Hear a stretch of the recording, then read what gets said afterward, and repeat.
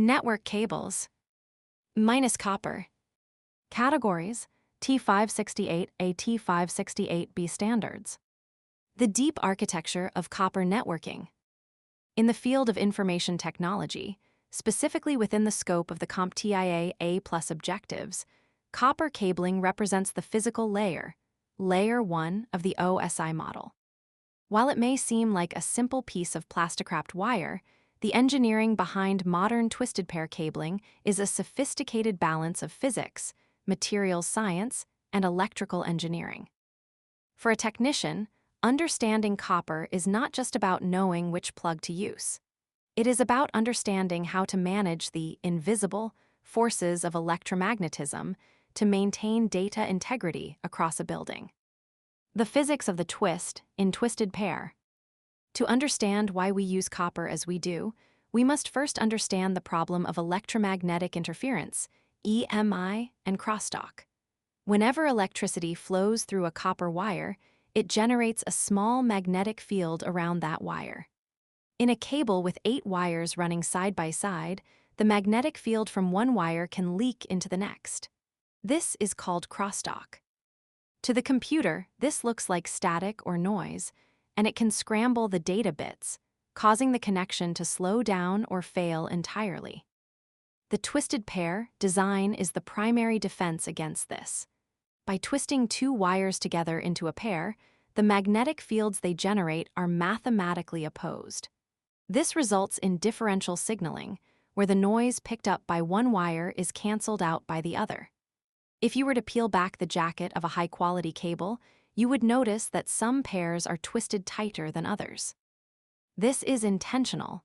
Different twist rates ensure that the pairs do not sync up their interference, further reducing the chance of data corruption.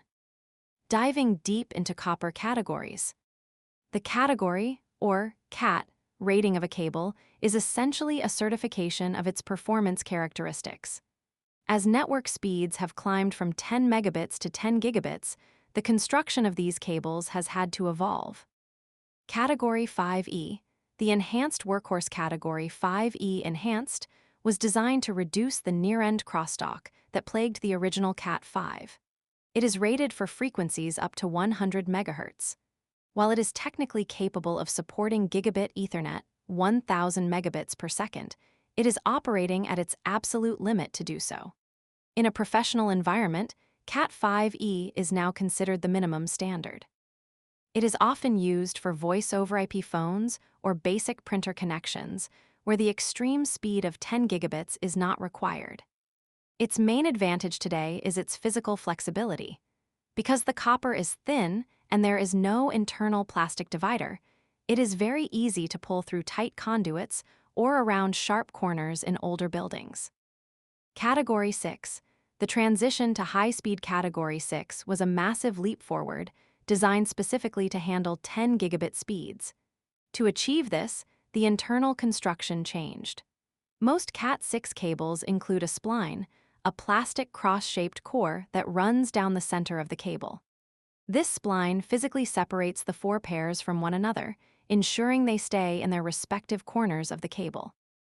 This physical separation, combined with tighter twists, allows Cat6 to operate at 250 MHz. However, there is a major limitation. Cat6 can only maintain 10 gigabit speeds for about 55 meters. Beyond that distance, the signal begins to degrade too much, and the speed will negotiate down to 1 gigabit to stay stable. Category 6A, the augmented standard for modern enterprise. The A in Category 6A stands for augmented, and it effectively doubles the performance of standard Cat6. It operates at a frequency of 500 MHz and is designed specifically to support 10 gigabits per second for the full 100-meter length of the cable. To achieve this, Cat6A is significantly thicker and more rigid. It often features additional layers of insulation or even a foil shield around the entire bundle of wires. Because it is so thick and stiff, it requires a much larger bend radius, meaning you cannot fold it or turn it sharply without damaging the internal structure. Technicians use Cat6A for backbone cabling, the main lines that connect the server room to the distribution switches on each floor. The ritual of termination, the RJ45 connector. The end of a copper cable is finished with an RJ45 connector, which stands for Registered Jack 45. This is an 8-pin, 8-position connector. The termination process is a critical skill for a technician. When you use a crimping tool, you are performing a displacement connection. The gold-plated pins on the connector have sharp teeth that pierce through the plastic insulation of the individual wires to touch the copper core inside. If a technician untwists too much of the wire before putting it into the plug, they create a weak spot where the wires are no longer protected by the twist. This can cause the cable to fail a certification test, even if the wires are in the right order. A good rule of thumb is to never have more than a ½ inch of untwisted wire inside the connector. T568A and T568B, the language of the pins. To ensure that the transmitter on your computer is talking to the receiver on the switch, the industry created 2 wiring standards. T568A and T568B, they both use the same 4 colors: orange, green, blue, and brown, but they define which pin gets which color. The T568B standard is the dominant standard in the United States and most commercial environments. From pin 1 to pin 8, the order is: pin 1, white and orange; pin 2, solid orange; pin 3, white and green; pin 4, solid blue; pin 5, white and blue; pin 6, solid green; pin 7, white and brown; pin 8, solid brown. The T568A standard is the legacy standard often used in Canada, the residential sector, or for specific government contracts. The order is: pin 1, white and green; pin 2, solid green; pin 3, white and orange; pin 4, solid blue; pin 5, white and blue; pin 6, solid orange; pin 7, white and brown; pin 8, solid brown. Notice that pins 4, 5, 7, and 8, the blue and brown pairs, never change. The only difference between the 2 standards is that the orange and green pairs are swapped. Straight-through, crossover, and rollover cables. By mixing and matching these standards, technicians create cables for specific purposes. Straight-through cables. These use the same standard, usually B, on both ends. This is the normal cable used 99% of the time. You use this to connect unlike devices, such as a computer to a switch or a wireless access point to a wall jack. Crossover cables. These use T568A on one end and T568B on the other. This physically crosses the transmit and receive wires. Historically, this was required to connect like devices together, for example, connecting one switch directly to another switch, or one computer directly to another computer without a router.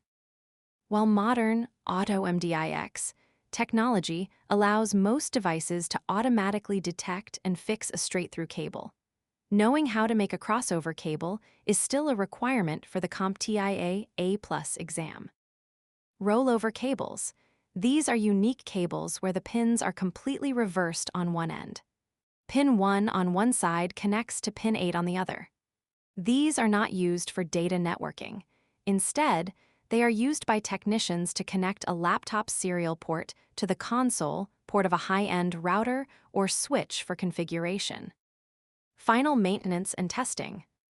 Because copper cabling relies on physical electrical contact, it is prone to physical failure. Technicians use a cable tester to verify their work.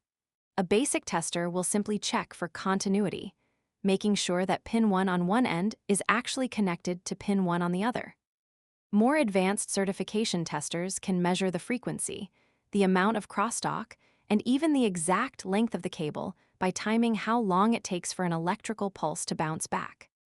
By selecting the correct category for the required speed, maintaining the integrity of the twists during termination, and following the proper wiring standards, a technician ensures that the foundation of the network is solid and ready for the demands of modern data.